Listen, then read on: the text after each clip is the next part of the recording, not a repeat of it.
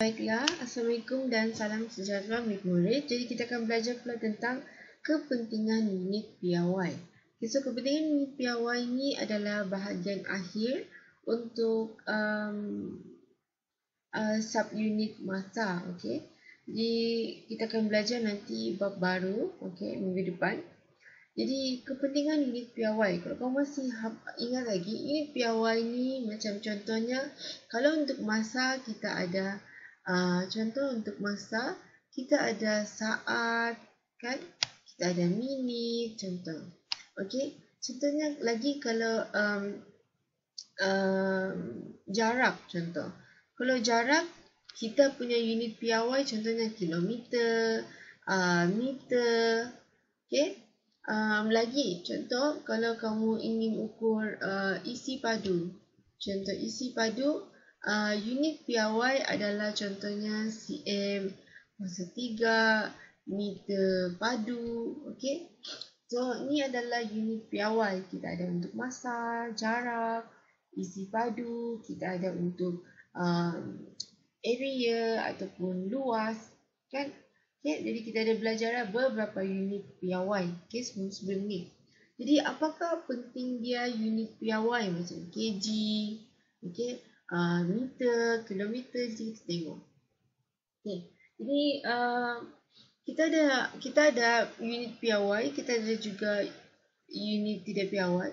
So unit tidak piawai bila kita guna alat tidak piawai, okay. Alat piawai adalah bila kita perlu ada contohnya kilometer, meter, bila kita ada nombor, okey. Bila kita nombor, kita guna untuk unit piawai. Kalau tidak piawai, kita tidak guna nombor. Okey. So alat piawai yang perlu ada macam kilometer, meter ni adalah bila kita guna pembaris contohnya. Okay. So dalam pembaris kita guna cm. Ataupun kalau kita guna pita pengukur. So pita pengukur kita ada meter dan juga kita ada inci. Okay. Kalau alat tidak piawai, maksudnya kalau kita guna anggota badan kita. Contohnya kita ada kaki kita ada depa kita ada hasta, kita ada jengkal, kita punya tangan lah. Okey.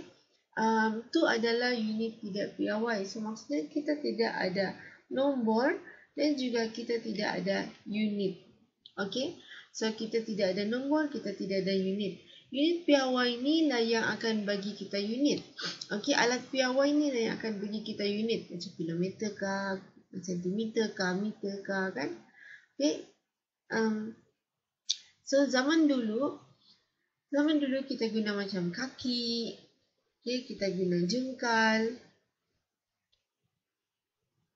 okay, kita guna depa, kita guna kaki. So zaman dulu kita tidak ada unit,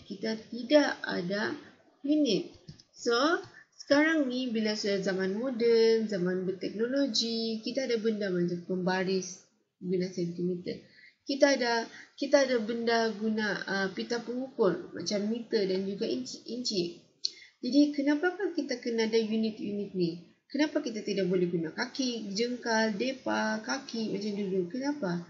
Jadi cikgu akan ajar kenapa kita perlukan unit.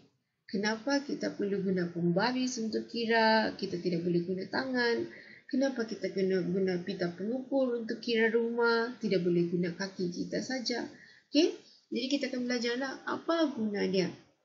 Okay, jadi kalau kita ada alat pengukur piawai, contohnya kita ada pembaris contoh. Okay? Ataupun benda lain lah kamu guna untuk mengukur. Okay. So kita tahu benda ni ada nombor. Okay. Kita ada nombor pada alat kita. Kita ada 1 cm, 2 cm, 3 cm. Pembaris kita kan ada nombor. Okay. Dia ada nombor. Okay. Lagi bacaan dia tepat dan seragam. Maksudnya bacaan dia tepat dan seragam. Kalau kamu ukur 1 cm, 1 cm lah benda tu. Kalau kamu ukur 5 meter lah benda tu. So dia adalah tepat. Dan juga dia ada seragam. Contohnya 1 cm, 2 cm, 3 cm, 4 cm, 5 cm, 6 cm. Dia adalah seragam, dia sama saja. Okey, dia sama dia punya kiraan. Okey, lagi unit mengikut sistem metrik yang tetap.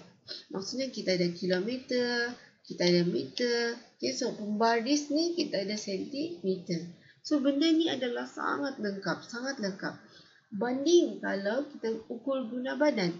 Kalau kita ukur guna badan kita, kita ukur guna kaki kita ukur guna tangan kita, dia tidak ada nombor. Dan dia tidak ada nombor. Jadi benda ni tidak seragam. Contohnya kalau Siti dia ukur guna kaki dia. Juga. Dia ukur guna dia punya tangan. Contoh jengkal. Kalau Siti ukur guna jengkal, kalau tangan dia kecil, jadi bacaan dia akan jadi kecil. Tapi contohnya kalau cikgu suruh Abu. Abu ni tangan dia besar. Jadi kalau dia ukur guna jengkal, maksudnya bacaan dia sangat besar. Sebab tangan Abu ni lagi besar daripada tangan Siti contoh. Ataupun contohnya cikgu suruh kamu kira guna kaki. Okay? Kamu kira guna kaki. Cikgu suruh kamu langkah-langkah berapa kaki.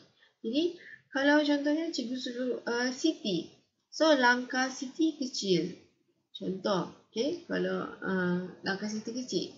Jadi maksudnya kiraan dia adalah kecil kaki. Tapi kalau contohnya cikgu suruh Abu. Tinggi Abu ni. Jadi maksudnya kaki dia akan jadi besar kiraan dia. Jadi dia tidak sesuai. Kalau kamu ukur guna badan kamu, maksudnya salah. Sebab ada orang yang tangan dia besar, ada orang yang tangan dia kecil, ada orang yang tangan dia panjang, ada orang yang tangan dia pendek. Jadi kalau kita tidak guna unit macam sentimeter, kilometer, apa lagi ada, meter, jadi bacaan tu salah kalau kita suruh orang lain yang kira. Okay? Lagi, ni apa lagi kepentingan unit? So kepentingan unit ni dia akan memudahkan komunikasi antara bangsa dan kehidupan seharian. Apa maksud dia memudahkan komunikasi? Adalah contohnya macam kalau ibu kamu ke pasar, dia cakap okey bagi 1 kilo. Bagi 1 kilo sayur ataupun bagi 1 kilo ikan. Senang, orang tu akan ambil satu penimbang. Dia akan timbang sayur, dia akan timbang ikan 1 kilo, siap, boleh sudah beli. Jadi dia akan mudahkan komunikasi. Jadi kamu beli pun dia tidak akan ambil masa yang lama untuk beli barang. Ataupun contohnya ibu kamu cakap okey bagi satu betik ni berapa gram ataupun berapa kilo benda ni, berapa ringgit. So orang tu cakap okey 1 kilo betik ni contoh adalah RM2 contoh. Jadi kalau betik tu dalam 2 kilo contohlah kan. So RM4. Jadi dia mudahkan komunikasi. So senanglah kita beli barang, okey.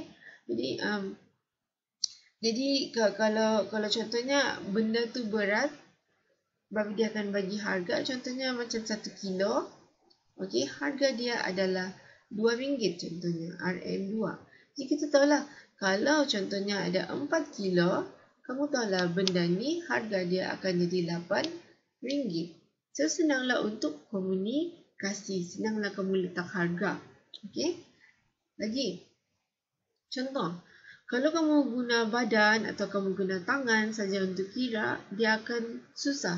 Kalau contohnya kamu suruh Siti ataupun kamu suruh Abu, okay, tangan orang lain panjangnya, kaki orang lain panjangnya. Jadi bukan senang untuk ukur kalau kita tidak ada unit piawai macam kilo, kita kilometer, okay, meter.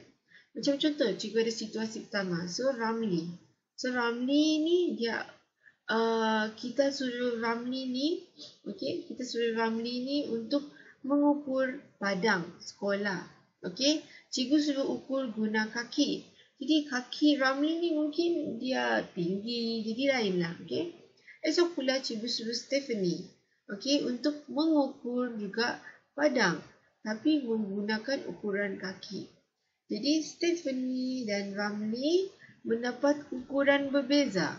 Kenapa? Sebab Stephanie tinggi dia lain, Ramli pun tinggi dia lain.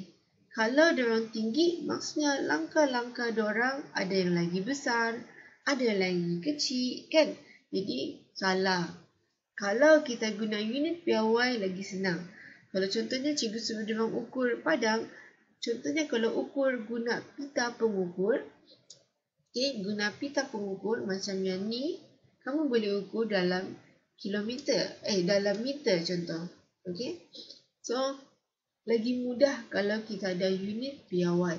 Contohnya situasi kedua pula kita tengok. Situasi kedua, kita ada Mak Timah menyuruh anaknya Khadijah membeli kain sepanjang 3 depa. So 3 depa ni adalah macam ni. 3 depa.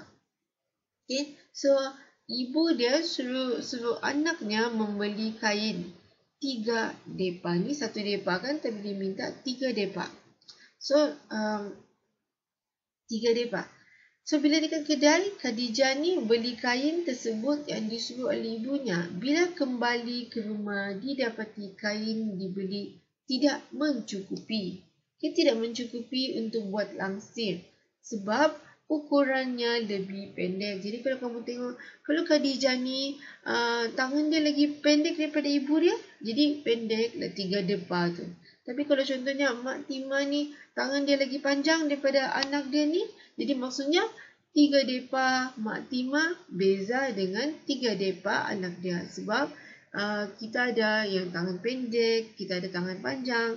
Kalau Mak Timah ni tangan panjang, Khadijah ni tangan pendek, maksudnya salah sudah kalau kamu guna badan untuk ukur kain buat langsir. Jadi sebetulnya kita kena ada unit piawai. Seperti biasa, kalau kamu ada apa-apa soalan, kamu boleh tanya cikgu.